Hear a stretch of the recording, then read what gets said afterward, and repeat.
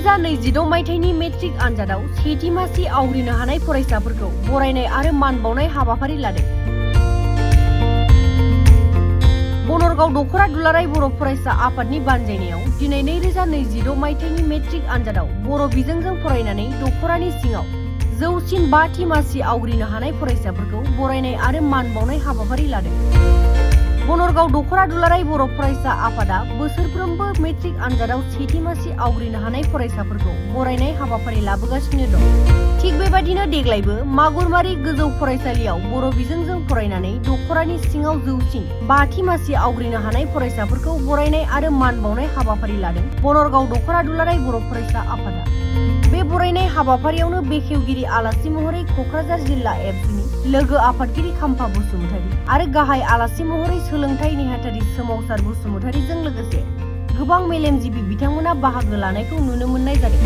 बनरगाव दखरा दुलाराय बर' फरायसा आफादा बोसोरफ्रोमबो जे खुंबोबाय थानाय बायदि मेट्रिक आनजादाव सेथि थाखोआव उथ्रिसार जानानै जोंनि बनरगाव दखरा दुलाराय बर' फरायसा आफादनि सिङाव जे 5थि मासि आवग्रिनो हानाय टप 5 जोङो बिथांमोनखौ जोङो बरायनाय हाबाफारि लादों। बे मागुरमारि गोजौ फरायसालियाव बे हाबाफारिखौ जों दिनैहाय खुंदों।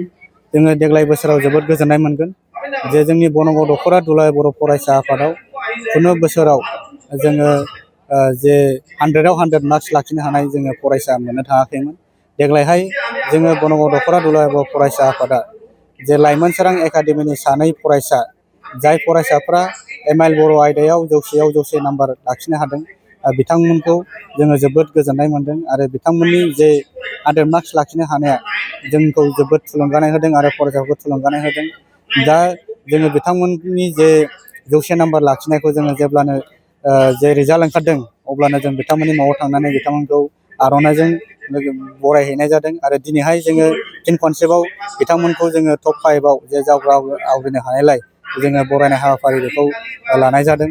जोङो बनरगाव दखरा दुलाराय बर' फरायसा आफाद हिसाबै जे दिनैनि जे बरायनाय आरो मान बावनाय हाबाफारियाव गाहाय आलासि हिसाबै दुलाराय बर' फरायसा आफादनि सोलोंथाइ नेहाथारि मानगोनां सोमावसार बसुमतारी बिथांखौ जोङो गाहाय आलासि हिसाबै मोननो हादों आरो बेजों लोगोसे मेल बेखेवगिरि आलासि हिसाबै क'क्राझार जिल्ला दुलाराय बर' फरायसा आफादनि लोगो आफादगिरि मानगोनां खाम्फा बसुमतारी बिथांखौ जोङो हांख्रायनानै लाबोनाय जादों।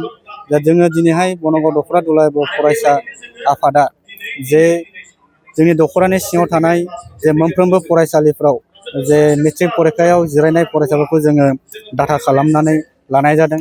बेबायदिनो देग्लायहाय जोंनि दखरा एबसुनि सिङाव मोनफ्रोमबो फरायसालिनिफ्राय गासै सा 151 फरायसाफ्रा मेट्रिक आनजादाव जिरायदोंमोन।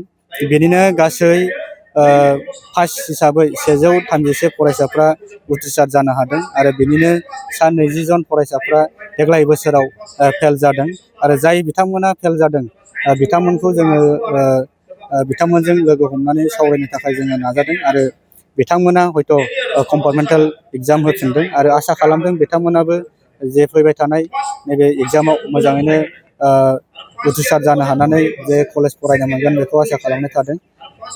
दा बेखिनिखौ आङो फोरमायग्रोबाय।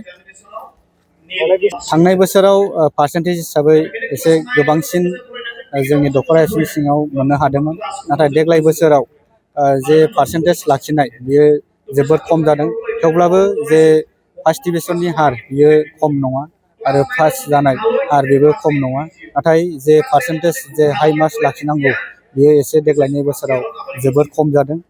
बेखौ उननि समाव हयथ' जे जोङो बिथांमोनजों लोगो हमनायनि गेजेरजों मोनफ्रोमबो फरायसालिफोराव 9-10 जों जे लोगो हमनाय हाबाफारि जों बेखौ खालामबाय थादों आरो जों बिथांमोनजों सावरायलायनायनि गेजेरजों हयथ' एसेबाबो जे फैबाय थानाय जे मेट्रिक फरिखानि जे रिजाल्ट बेखौ एसे साबसिन जागोन जों बेखौ आसा खालामनाय दङ।